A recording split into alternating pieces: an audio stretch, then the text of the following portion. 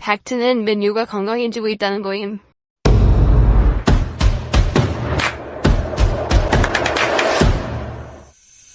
지난 23-24 시즌 맨유의 주급 체계입니다.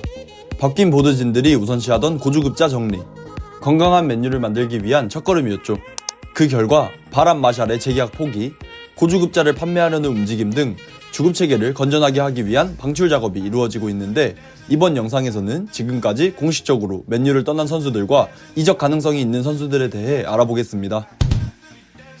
첫 번째로 말씀드릴 선수는 말도 많고 탈도 많았던 공격수 메이슨 그린우드입니다. 한화 약 400억 원의 데제르비 감독의 마르세유로 이적하였으며, 영국 현지 언론상 맨유로의 복귀가 어려운 상태였기에 맨유가 매각하는 데 있어 의뢰 입장이었지만 나쁘지 않은 이적료를 보드진이 받아내는 데 성공했고, 해당 딜에서 가장 중요한 점은 세론 50%와 바이백이 존재한다는 것입니다. 세론과 바이백, 해당 용어가 계속해서 나올 예정이라 간단하게 설명드리자면, 예를 들어 그린우드가 2년 뒤 마르세유에서 바르셀로나로 1000억 원에 이적한다고 가정하면 맨유가 500억을 받는 구조이며, 바이백 조항이 700억이라고 가정하면 어느 시기든 700억의 이적료에 그린우드를 맨유로 복귀시킬 수 있는 조항입니다. 그린우드의 이적이 매우 아쉽지만 이런 세부적인 조항을 넣음으로써 최대한 이점을 챙기는 딜을 해낸 맨유 보드진을 칭찬하지 않을 수 없는 대목입니다. 우풀백 아론 완비사카는 한화 약 260억 원에 웨스트햄으로 이적했습니다. 맨유에서의 완비사카 계약 기간이 1년밖에 남지 않았었기에 무조건 팔아야 하는 상황이었고, 나쁘지 않은 이적료를 챙겼습니다. 바람과 마샬, 높은 주급과 너무 잦은 부상으로 더 이상 함께할 수 없는 상황이었습니다. 재계약이 당연히 이루어지지 않았어야 하는 상황이었으며, 바란을 방출했어야 하는 이유에 대해서는 해당 영상을 참고해 주시면 감사하겠습니다. 과거 필 존스, 마샬을 어이없게 재계약했던 과거가 있었기에 바뀐 보드진이 이번만큼은 실수를 반복하지 않는 모습을 보여줍니다. 마샬의 행선지는 아직 정해지지 않았고, 바란은 이탈리아의 코모로 합류했습니다. 그런데 바란 이적하자마자 프리시즌 경기 도중에 부상으로 6주 아웃. 게르 미드필더 도니 반더비크가 드디어 맨유를 떠나 지로나로 이적했습니다. 7억의 고정 이적료, 70억의 쉬운 옵션, 200억의 어려운 옵션으로 구성된 딜인데, 약 650억의 맨유로 이적했던 반더비크, 650억이 7억이 되는 마법을 여러분들은 직접 보신 겁니다. 맨체스터 유나이티드의 좌풀백 유스 알바로 페르난데스가 고정 이적료 90억, 애드온 40억에 벤피카로 이적했습니다.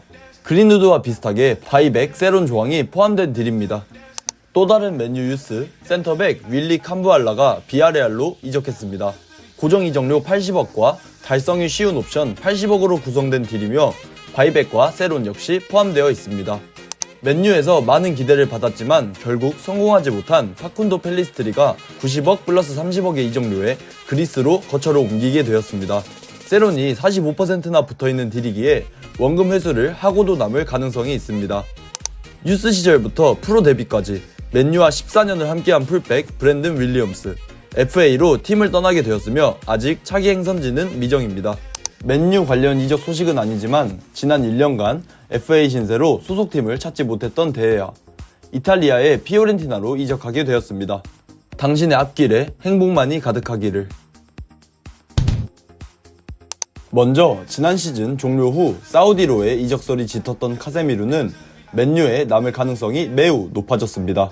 사우디에 관심이 식으면서 카세미르를 원하는 팀도 없어졌고, 커뮤니티 쉴드, 리그 1라운드 경기력이 괜찮았기에 이번 시즌까지 믿고 가야만 하는 수밖에 없는 것 같습니다. 계약 기간이 1년밖에 남지 않았기에 다음 시즌 자유계약으로 팀을 떠날 가능성이 높습니다. 우리들의 산쪽이 제이든 산초, PSG와 도르트문트 이적설이 잠깐 돌긴 했는데 PSG는 관심 수준, 도르트문트는 임대를 원했기에 이적이 흐지부지 되나 싶었지만, 최근 유벤투스의 디렉터가 산초를 강력하게 원한다는 공신력 높은 소식이 나왔습니다. 산초 이적 시 맨유는 그의 임금을 포함하여 연간 약 250억 넘게 절약 가능하기에 유벤투스의 이적을 기도하는 수밖에 없는 것 같습니다. 유벤투스는 선임대 후 700억의 완전 영입을 원하지만 산초의 높은 주급이 걸림돌입니다. 풀럼은 맥토미니 영입을 위해 2,500만 파운드, 한화 약 430억을 제안했지만 맥토미니가 이적을 거부하면서 딜이 무산되었고, 풀럼은 그의 대체자로 맨유의 타겟이기도 했던 베르게를 영입하였습니다. 이제 이적 가능성이 남은 건 나폴리밖에 없는데 거지 이탈리아라는 소문이 붙을 정도로 짠돌이인 세리에 팀에게 원하는 이적료를 받아낼 수 있을지는 미지수입니다. 린델로프는 계약 기간이 1년밖에 남지 않았다는 점, 더리우트, 리산마, 맥과이어, 레니오로, 에반스, 이번 시즌 괜찮은 센터백 뎁스를 봤을 때 무조건적으로 팔아야 할 자원이지만 관심을 가지는 팀이 전무한 현재 상황이며 린델로프가 현재 부상이라는 점도 이적에 발목을 잡습니다. 어차피 쓰지도 않고 내년 자유계약으로 나갈 텐데 사우디 형님들 연락 기다리고 있겠습니다. 에릭센 또한 린델로프와 마찬가지로 계약 기간이 1년밖에 남지 않았기에 선수 평가액이 매우 저렴하며 영입을 원하는 팀이 없기에 에릭센이 직접 발품을 팔고 있는 상황입니다. 맨유 유스 출신 미드필더 한니발 매브리 또한 현재 맨유에 이적 요청서를 제출한 상황이며 번리행 가능성이 있습니다. 맥과이어, 레시포드, 안토니는 괜찮은 이적료를 제안받는다면 이적을 시킬 수도 있다는 스탠스였지만 당연하게도 관심을 가지고 오퍼하는 팀이 없었고 이번 시즌도 함께하게 되었습니다. 제 사견을 조금 말씀드리자면 내보낼 수 있다는 가정하에 선수를 원하는 팀이 있다는 가정하에 앞서 언급했던 모든 선수들 카세미루, 산초, 에릭센, 맥토미니, 린델로프를 포함하여 맥과이어까지 판매해야 한다고 생각합니다. 결국 이전 보드진의 과오였던 미쳐버린 주급체계를 정상화하고 주축 선수들을 중심으로 리빌딩하는 과정이 중요하며 안정적인 챔스권을 노리는 맨유이기에 이에 걸맞는 퀄리티의 자원으로 스쿼드를 꾸리는 게 당연시됩니다. 해당 선수들이 전부 팔린다는 가정하에 약 15억이 넘는 주급을 아낄 수 있으며 이러한 방출 작업은 리빌딩의 첫걸음이라고도 볼 수 있겠습니다. 그래도 바뀐 보드진이 좋은 모습을 계속해서 보여주고 있기에 장기적인 관점에서 크게 걱정이 되지는 않는 것 같습니다. 8월 25일 기준으로 가장 가능성이 높은 이적은 제이든 산초이며 맥토미니는 아모른직다, 카세미루는 잔류할 가능성이 매우 높습니다.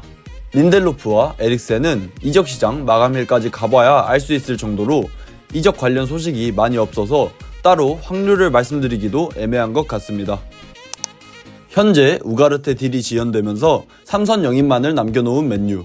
최근 들어 맨유와 PSG 간 이적료 협상에서 740억대 900억으로 기싸움을 하고 있는 것으로 알려졌는데 데이비드 온스테인이 우리가 알고 있던 맨유 보드진이 아니다 라고 할 정도로 호구 이미지에서 벗어나기 위해 노력하는 중이며 아무쪼록 최대한 좋은 조건으로 영입했으면 하는 바람입니다. 아직 이적 시장이 일주일 정도 남았고 새로운 방출 관련 이적 사과가 나올 수 있으니 구독 이후에 최신 소식들을 팔로우해보시면 좋을 것 같습니다. 맹가십이었습니다. 감사합니다.